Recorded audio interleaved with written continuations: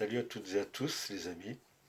Ce n'est pas une présentation matérielle, c'est un message que je vous fais passer. Euh, donc, ceux que ça n'intéresse pas, ciao. Les autres, écoutez bien, ça fait partie de l'actualité. Donc là, c'est pas un message qu'a reçu un voyant, une médium, d'accord. C'est un constat qui est fait par une personne, une tronche, euh, qui, qui, qui, qui est subjugué comme moi je le suis, de voir que la vie, elle continue, que les gens, ils font comme de si rien n'était, alors que en fait tout se met en place pour que ça pète. Mais en fait les gens, ils sont même pires que les chevaux qui ont des œillères là.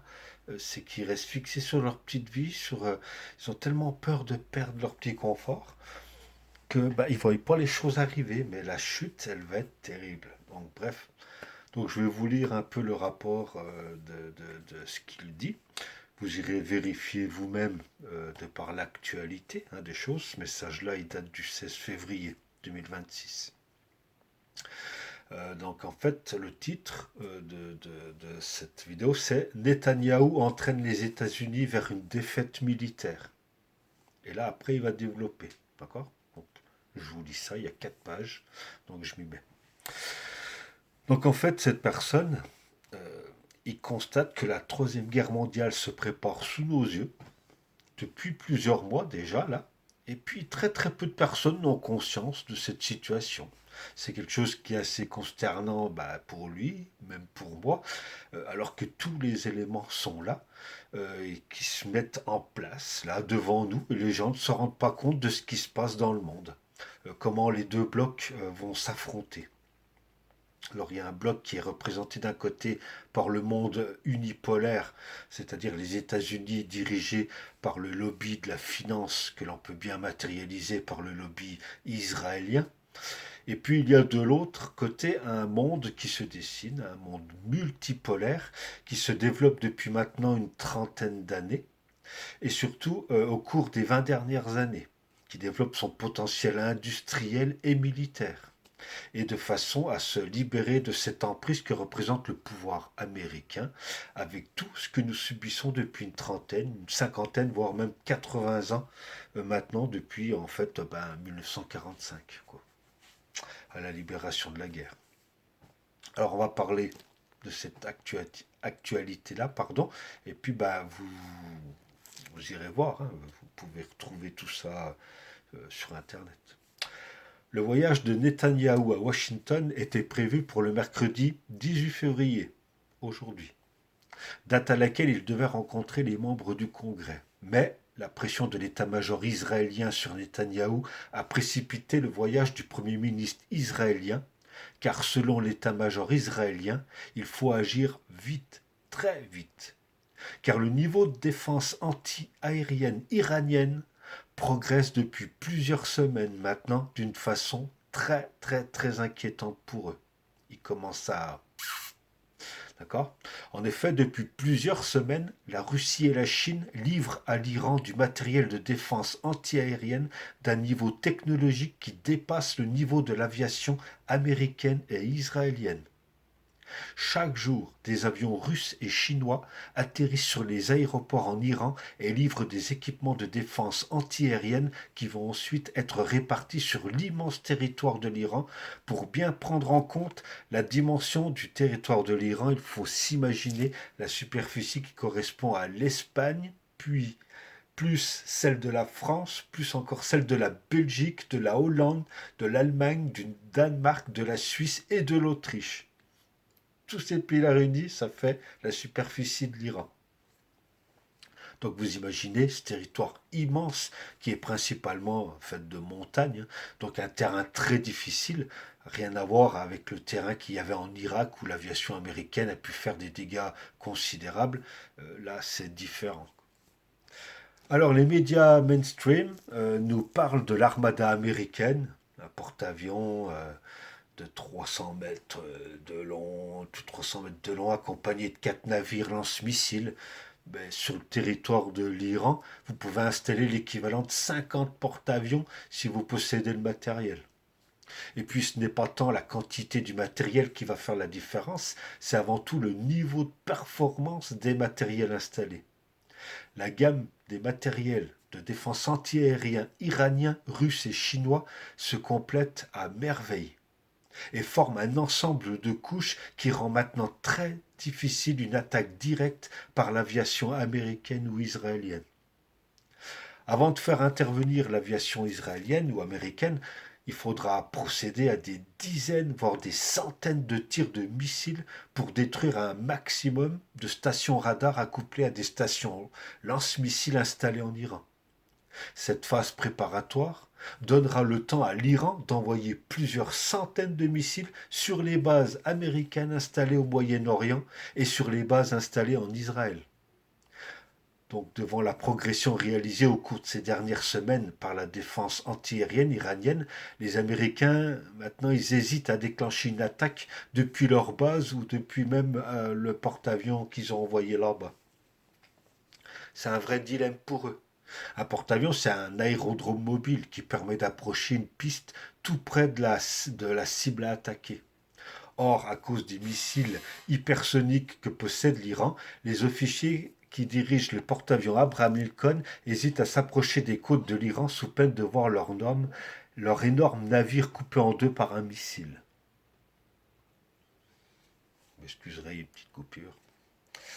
Donc c'est un vrai dilemme pour eux, pour protéger leur porte-avions. Parce que placer un porte-avions à plus de 1000 km des côtes supprime l'intérêt des porte-avions. Très récemment, la Chine a fourni à l'Iran des radars d'un niveau technologique jamais atteint jusqu'à présent. Il s'agit de l'installation des radars type YC-L8B, capables de détecter des avions furtifs du type B2 ou F-35 à partir d'une distance de 350 km. Vous imaginez le fleuron des avions américains, maintenant ils ont plus ce monopole-là. Ils peuvent être détectés par les nouvelles technologies. Vous imaginez donc un avion B2, donc le plus cher de tous les avions construits jusqu'à présent, un avion dont le coût de construction était de 2,5 milliards de dollars dans les années 90 pour un avion, ce qui a limité le nombre construit à 25 unités. Donc vous imaginez 3 avions B2 qui volent à la vitesse d'un avion de ligne civile, dans les 900 et quelques km/h, c'est-à-dire, ouais, environ, voilà, pris dans les radars, donc les radars YLC-8B, là, et 3 minutes plus tard, il y a 3 missiles iraniens qui détruisent en quelques secondes la fierté des États-Unis. Voilà, où ils en sont maintenant, l'Iran, là, aujourd'hui. Les avoir pris pour des cons. L'autre, il a beau être allé bombarder les puits, les trucs d'iranium, là, machin et tout. Il a juste fait que retarder à peine de quelques mois, là.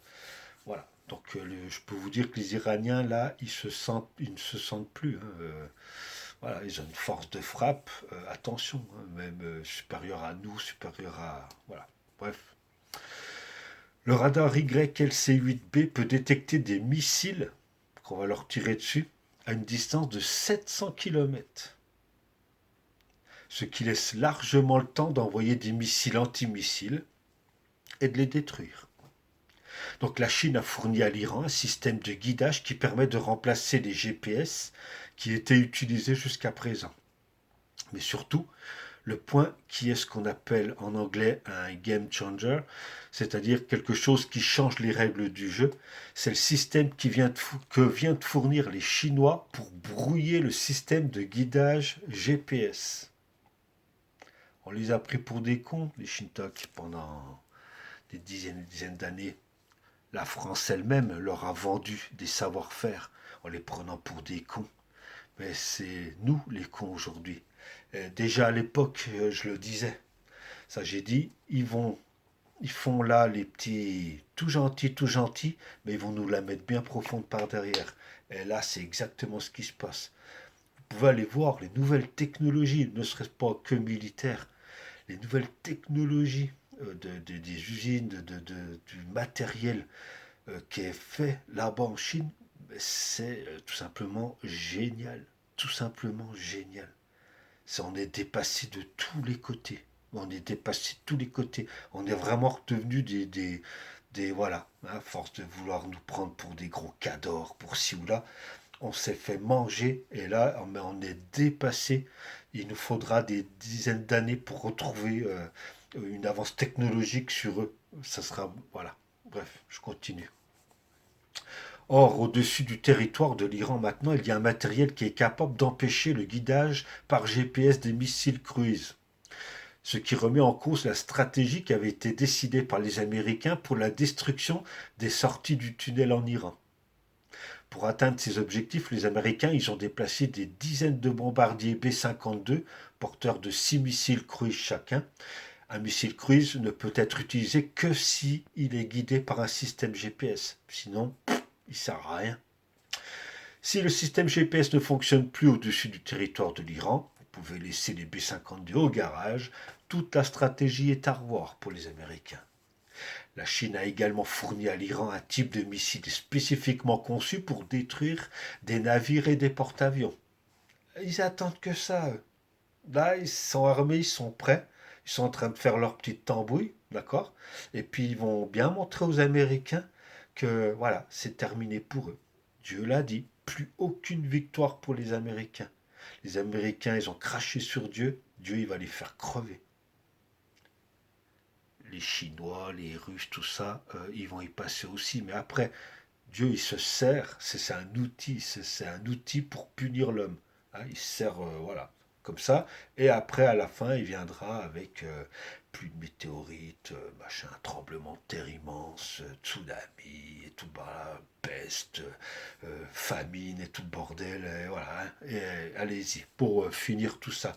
Mais au début, tac, il se sert des outils qu'il a sous la main. Vous avez voulu créer des armes, eh ben vous allez en crever des armes.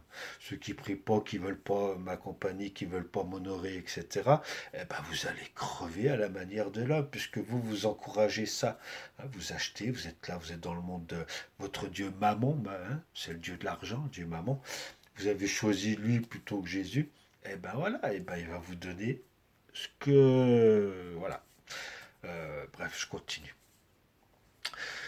Donc, les missiles DF-21, DF-23 ou DF-25, maintenant, c'est les derniers sortis, sont des missiles à l'intérieur de l'Iran qui pourraient courir et couler un ou plusieurs navires américains, donc peut-être même un ou deux porte-avions. Il faut prendre en compte que toucher une cible qui se déplace dans des directions différentes est beaucoup plus complexe que toucher une cible fixe. Et ben, ces missiles-là, ils ont été calibrés pour avoir un taux de réussite quand même assez conséquent.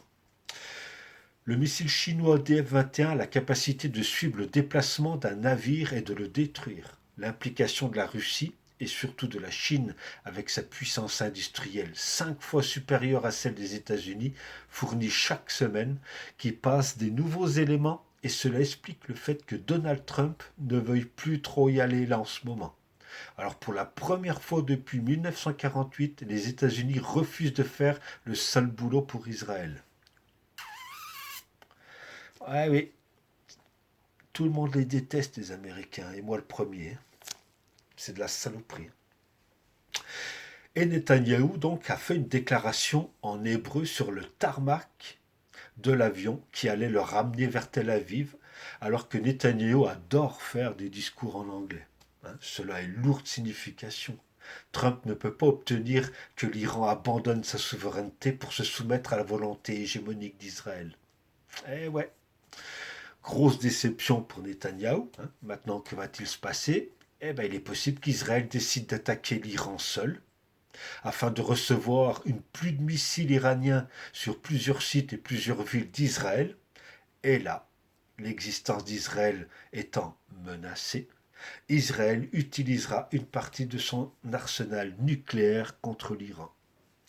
Voilà ce qui va nous attendre dans les semaines, les mois à venir là. Hein. Ça ne sera pas en 2026, hein, je vous l'avais dit. Je vous prépare. Je vous l'aurais dit déjà en février 2026, je vous aurais dit. Alors, on peut me prendre pour un con, c'est pas grave. Bon, voilà. Donc, voilà, bah, elle le dit. C'est peut-être ce que nous verrons dans les semaines à venir, mais il est également possible que les États-Unis décident, ou plutôt ont décidé de gagner du temps en faisant semblant de négocier avec les Iraniens pour envoyer ensuite non pas un porte-avions en face de l'Iran, mais 5 ou 6, de façon à avoir la capacité de bombarder pendant plusieurs semaines, sachant qu'un porte-avions épuise les munitions qui sont à bord en l'espace de 8 à 10 jours. Si tel est le cas, il faudra attendre une bonne quinzaine de jours avant que l'ensemble de l'armada puisse être au large de l'Iran. Et en même temps, pouvoir bombarder sans fin, bah, ça laisse moins de temps et possibilité à l'ennemi, donc là à l'Iran, de pouvoir recharger. Tout ce qui est chargé, ça sera envoyé, mais après il faut recharger, il faut remettre tout ça, et ils n'ont pas non plus... hein, voilà. Donc bon. À mon avis, donc, c'est un mauvais calcul, car l'OTAN va jouer en faveur de l'Iran. Bah, pourquoi? Parce que la Chine, elle va s'engager de plus en plus aux côtés de l'Iran. Parce que la Chine, elle veut détruire et se venger de l'Amérique. Donc elle, ce qu'elle fait, eh ben, elle utilise, elle donne, hop, elle laisse faire les autres. Voilà. Sachant que je rappelle, au nombre de militaires de l'armée chinoise, le socle est fait, comprend 200 millions d'hommes. D'accord, ça vous laisse un peu juste une idée. Voilà, hein, bref. Donc, tac, tac, tac. Donc, il faut comprendre aussi que c'est une formidable opportunité pour les militaires chinois de pouvoir tester et utiliser leur matériel aussi, d'une façon indirecte contre l'armée des États-Unis. On fait faire le sale boulot aux autres. Donc en effet, tout le monde connaît la potentialité et la qualité du matériel produit par l'industrie chinoise maintenant, hein, parce qu'ils ne font pas de la chinoiserie. La chinoiserie, ça c'est pour nous, la populace. Pour ce qui est, eux, du matériel militaire, du matériel sophistiqué, etc., on est dépassé de partout. On est dépassé de partout. Et leur avancée est due à une grosse partie la faute française. Hein, parce que ton petit enculé de Macron, qui a vendu et vendu et vendu des usines, des savoirs, etc. Pas que lui, ça avait déjà commencé un petit peu avant, mais lui, il nous a terminé. Donc pour eux, c'est une façon formidable de pouvoir tester le matériel. Et si malheureusement ce qui est à craindre, il y a une escalade, nous irons vraisemblablement vers un conflit nucléaire. Mais pour l'instant, on n'en est pas encore là. Je vous l'ai dit, ça ne sera pas avant fin 2027 normalement. Mais ça va vite être là. Ça passe très vite. Et de jusqu'à là, enfin de maintenant, là, 2026, février 2026 jusqu'à fin 2027, ça va aller, les choses vont aller qu'en s'empirant. Puis il y a tout qui s'accumule, je vous l'ai dit. Regardez la France, là, les inondations, les ci, les là. Alors, on n'en parle peut-être pas tant que ça, etc. Vous regardez peut-être pas les informations, mais je vous l'ai dit, tout ça, je vous ai prévenu, ça fait déjà plusieurs mois. Et puis ça va faire que s'empirer. Donc peut-être que vous finirez par me croire, et puis peut-être que vous finirez par commencer à vous préparer, hein, spirituellement déjà en premier, et puis matériellement pour ce qui arrive aussi. Après, vous faites comme vous voulez. Je fais mon job, moi j'essaie là. Si je peux sauver une âme, merci Seigneur. Voilà. Donc cette personne-là reviendra vers nous dans quelques jours pour voir comment la situation va évoluer, probablement dans les 2 à 3 semaines là, le temps que tous les changements de stratégie elles se mettent en place, parce que là ils sont en train de cogiter, et puis donc on verra comment les choses évoluent. Donc maintenant la Russie et la Chine se sont engagées complètement aux côtés de l'Iran, et ça change la donne. Hein, d'accord, parce que l'Iran n'est plus seul, sans compter qu'il y a aussi Coco de la Corée du Nord, hein, qui lui ne rêve que d'une chose, c'est éclater la bouche aux Amerlocs. Donc lui aussi, il faut le comprendre avec eux. Hein, Ching Jong Jong Kung Kung Kung Wan là, le petit goré là-bas là, voilà, hein, voilà. Donc il ne faut pas oublier. Et puis lui, c'est pareil, hein. il n'hésitera pas à appuyer sur le bouton. Hein. Lui, rien à foutre l'autre. Hein. Voilà. Donc, on va voir la stratégie des Israéliens. Qu'est-ce qu'ils vont faire? Est-ce qu'ils vont commencer à utiliser ou pas l'armement, le matériel nucléaire, sans dire des trucs hyper, hyper puissants tout de suite. Mais voilà, parce qu'une fois que le premier est lancé, après, bah, c'est l'hécatombe, c'est l'escalade. Donc très peu de personnes l'imaginent, mais malgré tout, on voit que certains officiers anciens de la CIA ou anciens colonels de l'armée américaine envisagent maintenant cette situation, alors qu'il y a 2 ans, il n'est absolument pas question de ça. Donc on voit bien que ça évolue bah, pas dans le bon sens, et puis bah, affaire à suivre les amis. Allez, je vous laisse méditez sur ce message, renseignez-vous, et puis bah, suivez un peu l'actualité, et puis voilà, de toute façon je reviendrai vers vous, j'ai d'autres messages encore à faire passer. Tchuss les amis, prenez soin de vous, prenez soin de vos familles. Voilà, si vous ne pensez pas à vous, pensez à vos familles, vos enfants, vous en êtes responsables. Ok. Allez, tchuss.